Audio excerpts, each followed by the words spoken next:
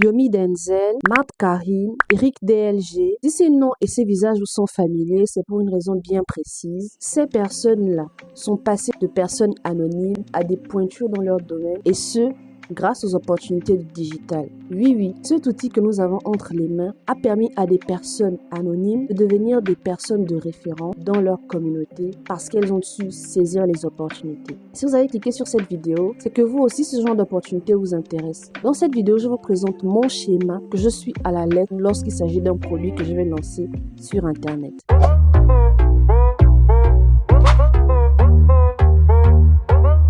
Mais avant tout, commençons par me présenter. Moi, je suis ingénieure agronome et consultante agricole. C'est l'activité principale que je fais. En parallèle, j'ai commencé à développer l'accompagnement de personnes motivées qui veulent démarrer un business en ligne.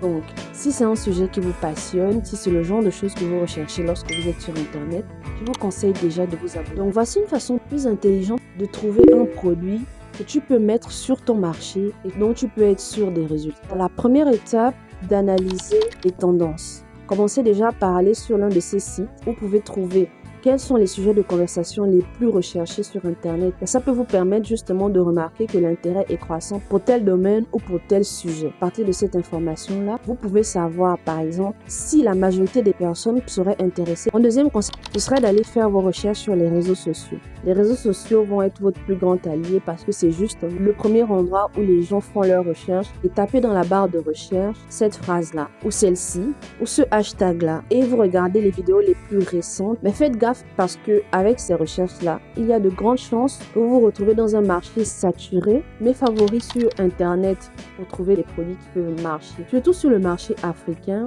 il y a Marty Store, il y a aussi Akwele Store.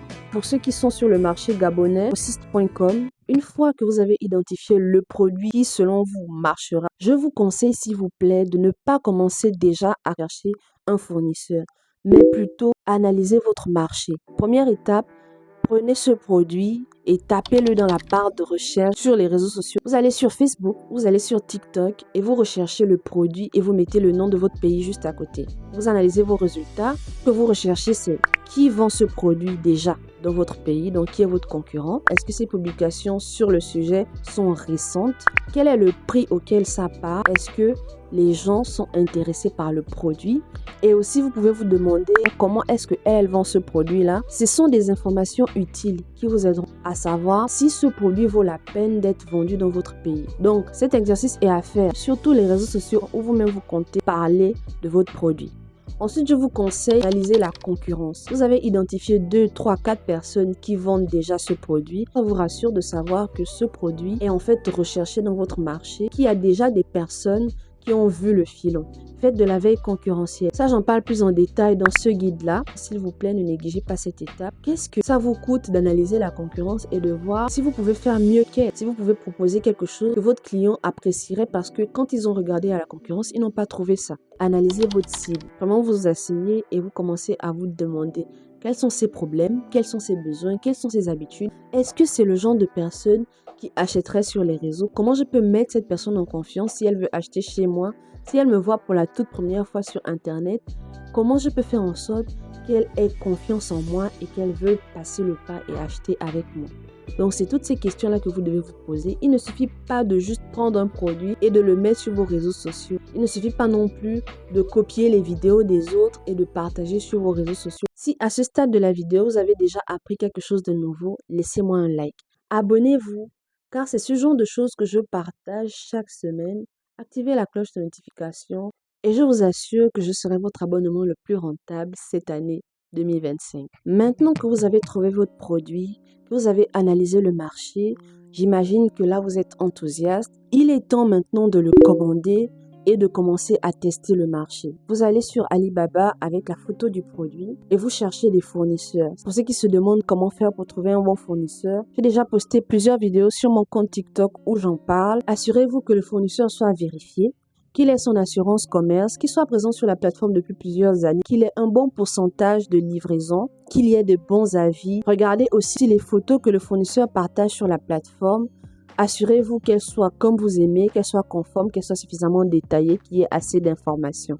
Essayez de voir si vous pouvez tomber sur des fournisseurs qui acceptent et d'expédier des échantillons. Avec ces échantillons-là, vous pourrez voir la qualité du produit, tester et voir si ça vous plaît. Sinon, commandez des petites quantités, évitez de commander 100 d'un coup. Bon, si vous avez confiance en votre produit, vous pouvez le faire. Si vous aimez prendre des risques, vous pouvez le faire. Mais ne dites pas que je ne vous ai pas conseillé avant. Une fois que ça c'est fait et que votre produit est en cours d'expédition, en fonction que vous ayez pris par avion, par bateau, ça prendra le temps qu'il faudra. Commencez déjà à élaborer vos stratégies de communication. Vous pouvez par exemple partir sur une communication de pré-lancement, donc une sorte de teasing. Vous teasez votre produit, vous essayez de voir déjà si vous pouvez ramener votre public cible vers votre plateforme. Si ça vous dit, on peut faire une vidéo complète dessus parce que, en fait, le pré-lancement, c'est bien plus que ça. Il y a des gens qui sont spécialisés même dans juste la campagne de pré-lancement. Donc, si ça vous intéresse, dites-le moi dans les commentaires et puis j'essaierai de faire une vidéo là-dessus. Vraiment, on fera peut-être 10 minutes, 15 minutes à parler rien que de ça et je vous montrerai des stratégies complètes. Je prendrai peut-être des exemples palpables, donc de marques qui ont fait pareil et dont la stratégie a justement permis de vendre leurs produits comme des petits pains sur le marché. Préparez votre stratégie de communication du pré-lancement au lancement, à la vente, ainsi de suite. En fait, je crois que c'est la partie que beaucoup de personnes négligent et qui fait en sorte qu'ils se retrouvent avec des produits qui n'arrivent pas à vendre. C'est la raison pour laquelle j'ai conçu ce guide-là qui s'adresse à tous les vendeurs en ligne, que vous vendiez des produits digitaux, des produits palpables ou alors votre coaching. En plus de vous proposer des stratégies, il y a tout un cahier d'activités qui ne parle que de la stratégie de communication, que du plan éditorial, que de la façon dont vous allez faire en sorte que votre produit, votre service, votre accompagnement soit bien vendu sur les réseaux sociaux. Donc, si vous êtes intéressé, je vous ai mis le lien dans la description. Cliquez dessus et venez vous inscrire à cette formation afin de pouvoir avoir tous les outils pour pouvoir vendre en ligne comme un pro sans vous inquiéter du lendemain. Alors, la dernière étape, une fois que votre stratégie de communication est mise en place, c'est de tester le marché. Vous vendez, vous analysez, vous regardez comment communiquer, vous ajustez parce que votre stratégie de communication, elle était encore théorique, mais une fois sur le marché, ça peut être difficile, ça peut être différent.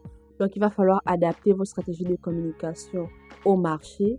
Et en fait, c'est ça l'idée, c'est que vous testez le marché et ensuite, on analyse ses résultats. Et en fonction de ces résultats, on prend des décisions. Ce qu'il faut comprendre, c'est que la vente en ligne, c'est pas un hasard. Ceux qui réussissent dans la vente en ligne ne le font pas par hasard. C'est surtout après avoir analysé le marché et après avoir scalé leur business. Donc, si vous avez bien suivi ces étapes, je vous assure, vous serez parmi les premières personnes à ne jurer que par le e-commerce. C'est la raison pour laquelle moi j'en parle, parce que j'ai fait mes tests, mes résultats ont été concluants et j'ai adoré. Moi, je ne parle que des avantages parce que franchement, cette opportunité-là, c'est l'opportunité qui m'a le plus souri en ligne et je ne peux qu'en parler pendant des heures. Si vous avez besoin d'un accompagnement, si vous trouvez que c'est difficile, que c'est trop long, que c'est très compliqué, que vous avez besoin que quelqu'un vous tienne la main dans ce processus, n'hésitez pas à demander un accompagnement.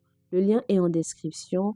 Et moi, mon accompagnement, il est complet, c'est-à-dire qu'on cherche l'idée ensemble et jusqu'à ce que vous soyez dans le processus de vente et même d'analyse de votre activité et de voir si ça vaut le coup ou pas. Avant que je vous lâche la main et que vous puissiez continuer votre activité tout seul.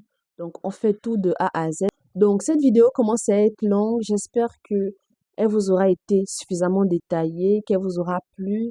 Si c'est le cas, comme je l'ai dit tantôt, laissez-moi un like, activez la cloche de notification, partagez à un de vos amis. S'il vous plaît, faites-moi percer parce que j'adore parler de business et j'aimerais trouver des gens comme vous, comme moi, à qui parler de ça, qu'on puisse bâtir une communauté forte qui apprécie parler de business et qui n'a aucun problème à le faire, surtout dans ma cible, c'est-à-dire les personnes francophones. Donc, pour résumer cette vidéo, prends le temps d'analyser ton marché avant de commander un produit en grande quantité. Ensuite, prépare-toi bien et surtout ne néglige pas ta stratégie de communication. Et pour finir, fais tes tests, mais surtout analyse tes résultats et prends des risques considérés, des risques raisonnés. C'est tout pour cette vidéo. On se voit la semaine prochaine.